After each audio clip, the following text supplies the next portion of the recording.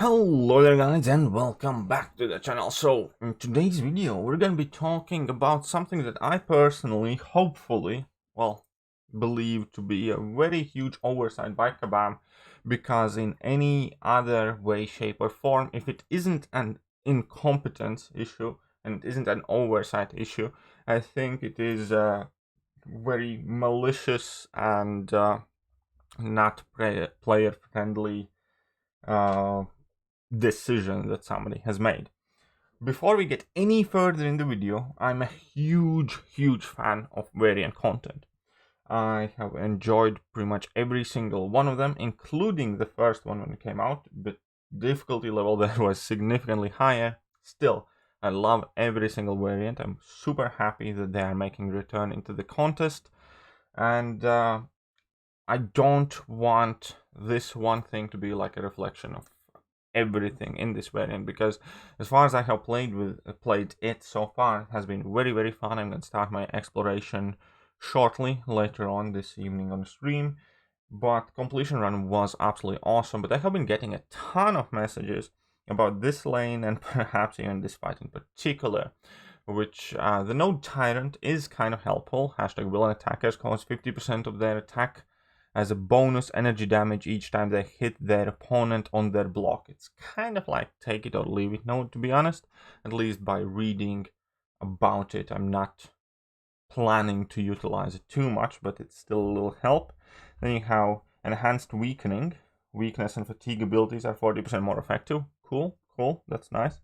But it also has what's yours is mine. And this is a node that I'm very familiar with because it is an Act 7. It is a path node that I have previously had to deal with. And it's very annoying node. Basically, it cuts down your damage output by 75% unless you inflict opponents with weakness. Then you gain a 5-second fury buff. And whilst that fury is active, you can deal your normal damage. So simply gaining a regular fury buff will not help you.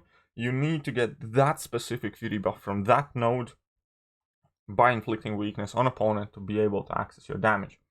Now, my personal way of dealing with this issue in Alliance Quest much more often than not came in the form of using Resonate Mastery. Basically, for every hit you land an opponent, you have a chance to inflict them with a weakness, and that was it.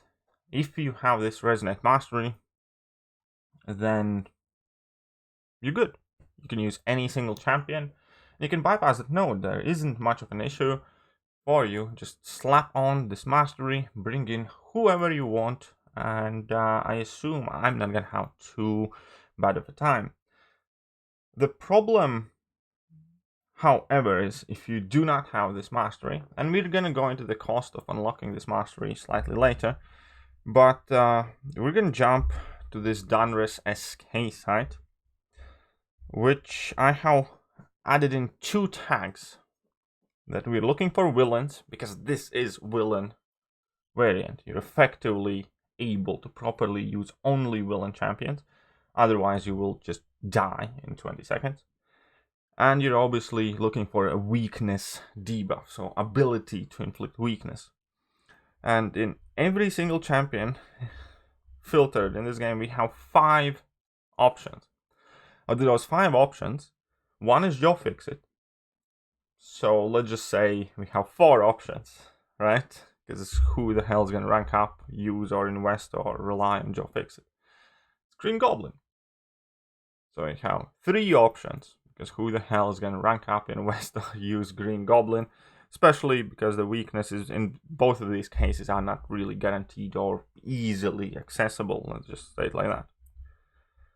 And then we have top 3 options, where Abomination is 2-month-old champion, and if you're not at the very tippy top of the game, you're likely not gonna have 5-star Abomination.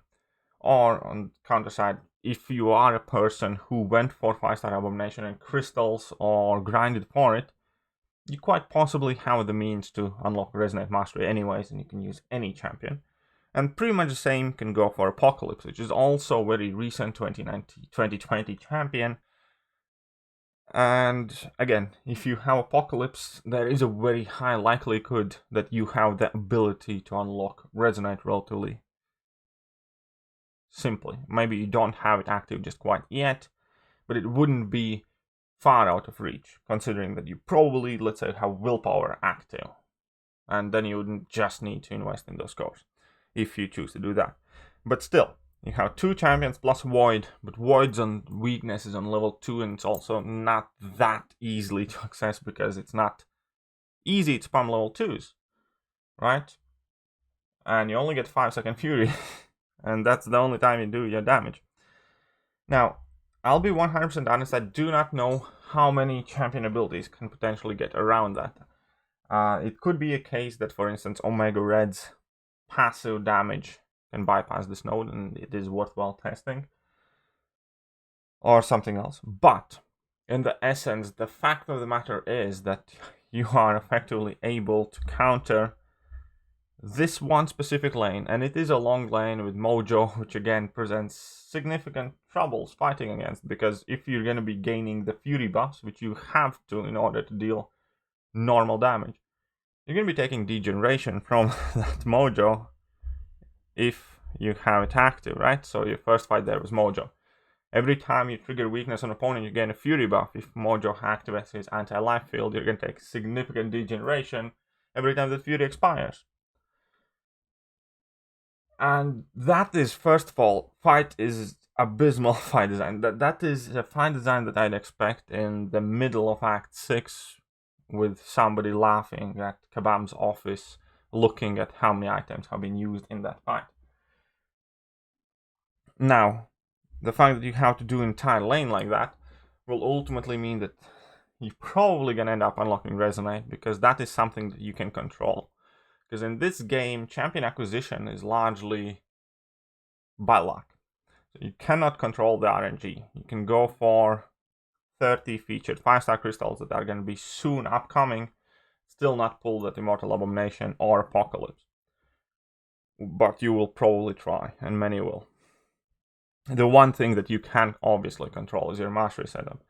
But to get there, discounting all the cost it would take to get to the willpower tree, will take you, 2 of these cores, I think, to unlock willpower, so that's 1,000 units. And I believe it takes, how many of these cores? I don't even remember, to be honest. I think 1 for Inequity, and I think it was 2 for Resonate. So it's about 2,500 unit investment, which again is doable, but it's not okay for KABAM to expect that from a variant piece of content, in my opinion. And that in itself just doesn't quite add up. So you're either left with 3 options, 2 of whom are pretty much brand new champions in the contest, and most of the player base does not have any meaningful access of, or you're mandatory demanded to get this mastery, which is probably still what you want to do, because you're going to have a better chance to counter that degeneration from Mojo. And as I said, I still haven't finished exploring Variant 6, and I'm sure that everything else aside from that one lane in particular is going to be very, very fun, very, very enjoyable. That lane, even for me, looked quite worrisome, quite annoying, but I'll probably get by just fine, just because I do have like the answers needed, I do have Resonate, I do have the champions in question. But at the same time, it does feel like Variant 4 all over again, where there is a very clear divide by haves and have-nots. In Variant 4, it was the 1-star Hulk,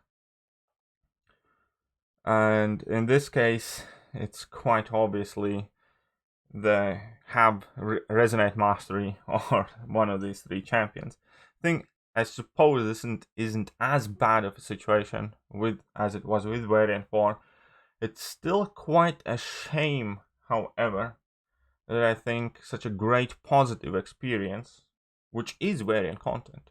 Variant content is universally accepted as the best, most enjoyable, and wildly accepted content in the game. I have heard worries about content becoming too easy, which I will also probably make a video about quite soon.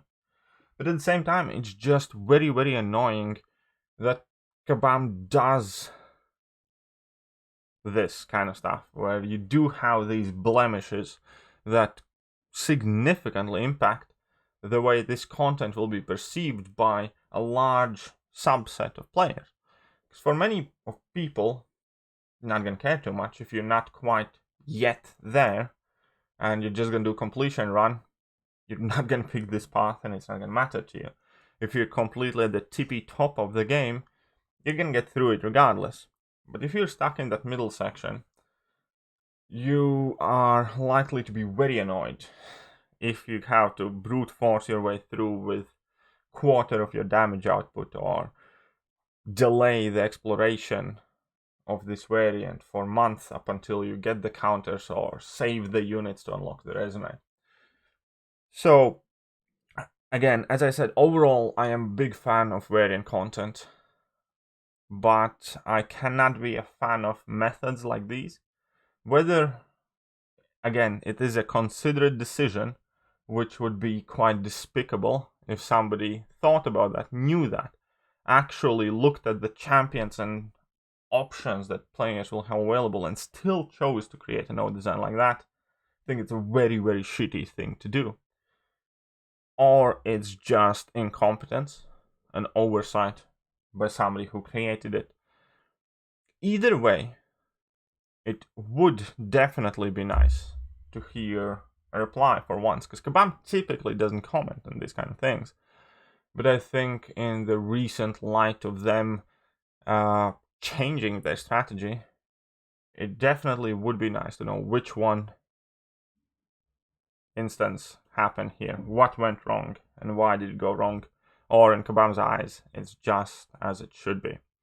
Either way, let me know what you guys think about that lane in particular, about those fights, and what is going to be your personal solution for it. Will it be Void, will it be Apocalypse, will it be Immortal Abomination, or will it be shelling out for Resonate Mastery?